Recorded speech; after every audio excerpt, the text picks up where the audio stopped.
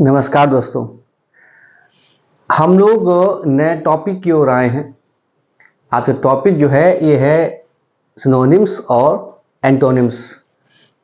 Synonyms and antonyms, इसका लाभ क्या है? इसका लाभ ये है, जितने ये वर्ड हैं, जितने ये हम कहते हैं इसको वर्ड पावर, अगर हम पर डे पढ़ रहे हैं तो चार चार पाँच पाँच वर्ड मीनिंग पढ़ते जाएंगे तो ये मानिए एक ऐसा समय आएगा जब हमारे पास एक नंबर ऑफ वर्ड्स तैयार हो जाएंगे।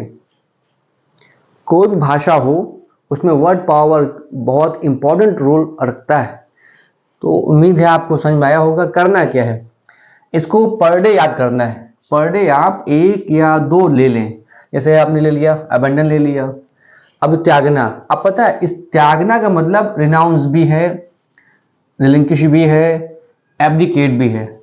अब एब्डिकेट का यहाँ मतलब है शपथ लेके कसम खाकर त्यागना। तो हम इतना डीप नहीं जाएंगे, हम लोग केवल इसका जो एक्चुअल मीनिंग है कि रिनाउंस क्या होता है, छोड़ना या त्यागना। तो हमने समझ लिया कि अगर रिनाउंस आएगा तो इसका मतलब है अबेंडन, इसका क्या हो जाएगा, सिनोनिम्स हो जाएगा। एंटोनिम्स जब हम धीरे पढ़ेंगे तो आप देखना इसी में आ जाएगा, इसी में ही वो चीज़ आ जाएगी। आप उम्मीद है अभी समझ में आया होगा। करना क्या है, पेन कॉपी लेके आप आइए, आप आगे होंगे मुझे उम्मीद है। तो आप इसको नोट कर लीजिए, इसको फटाक से नोट कर लीजिए। बताने इसमें ज़्यादा आवश्यकता है नहीं, क्योंकि अबेस होता है, अबेस नीचे दिखाना या अपमान करना, humiliate, bring down, degrade, disgrace. Abash शर्मिंदा करना या लज्जित करना, इसका ये परिवार है। Shame, confound, disconcert, embarrass, abate कम करना, एंड ये लिखा हुआ है। रिपीट करेंगे तो टाइम लॉस होगा, है ना। एक नए टॉपिक की बात करते हैं, प्रेडिकेट।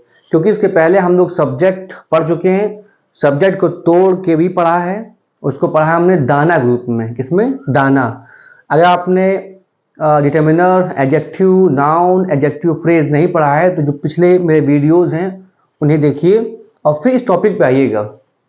क्योंकि लास्ट टॉपिक है, समझ में आपको आ गया तो ये मानिए आपको रीअरेंज सेंटेंस जो भी होगा कहीं पर भी होगा आप कर लोगे। PQRS सॉल्व करने में काफ़ी हेल्पफुल रहेगा चैप्टर, और ये सभी एग्जामिनेशन में आता है। एनीवे, हम लोग टाइम किल नहीं करते हैं।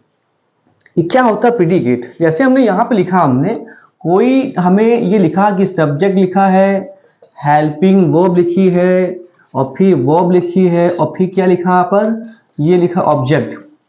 अगर सब्जेक्ट के बाद जो कुछ भी लिखा है ये सब क्या कहलाएगा? ये सब कहलाएगा प्रेडिकेट। यानी कि जिसके बारे में हम लोग आगे बात कर रहे हैं, चर्चा हो रही है, सब्जेक्ट के आगे जिस विषय की बात हो रही है पूरा पार्ट क्या कहलाएगा? प्रेडिकेट। हमको ये समझना है कि सब्जेक्ट के बाद कुछ भी देगा, it means helping verb, verb, object, तो पूरा पार्ट क्या कहलाएगा? प्रेडिकेट। अच्छा, इसके टाइप्स कितने होते हैं? Predicate, helping verb number 1, verb 2, object 3 और कॉम्प्लीमेंट वर्ड। कैसे? जितनी भी हेल्पिंग वर्ब्स हैं, कैसे do, does, did, is, am, are, ये पूरा परिवार। इज, एम, आर एक परिवार है, फैमिली है।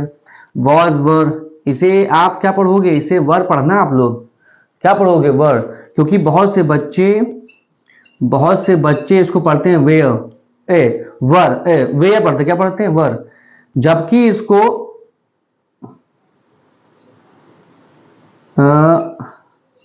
ओके, बहुत से बच्चे इसको पढ़ते हैं वेयर। गलत है। देखो, जब इसको पढ़ा जाता है वर, क्या पढ़ा जाता है? इसको वर पढ़ा जाता है, इसको पढ़ेंगे वेयर।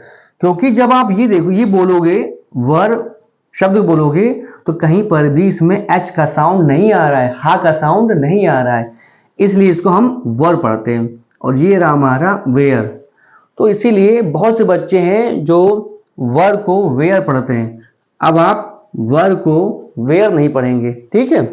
अच्छा, विल, शैल हो गया, हैज, हैव हो गया, हैड हो गया, modal, can, could, may, might, should, ought to, need, dare, ये सब आते हैं किस में आ जाएंगे? ये हेल्पिंग वर्ब में आ जाएंगे।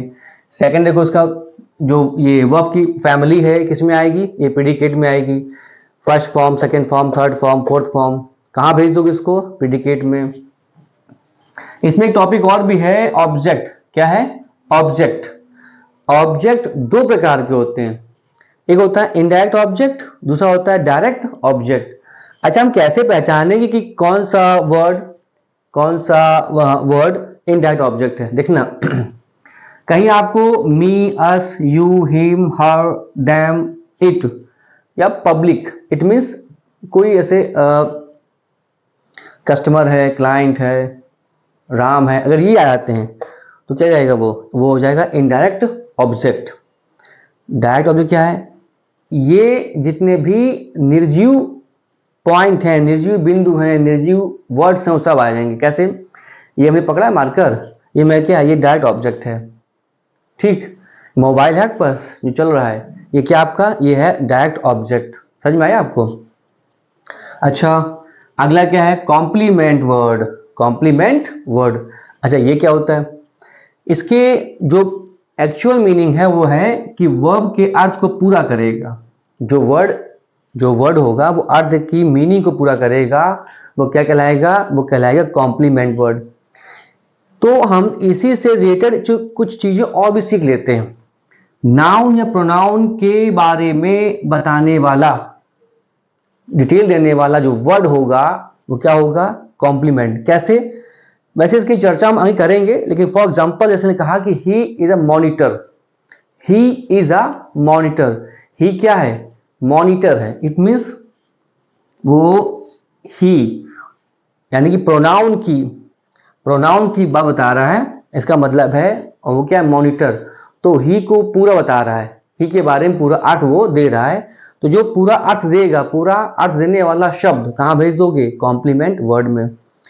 अच्छा, यही चीज इसी को, इन दोनों को लेके समझाया गया है यहाँ पर। सेंटेंस के अर्थ को बताने वाला, पूरा अर्थ समझाने वाला जो वर्ड होगा क्या कहलाएगा? वो कहलाएगा कॉम्प्लीमेंट वर्ड।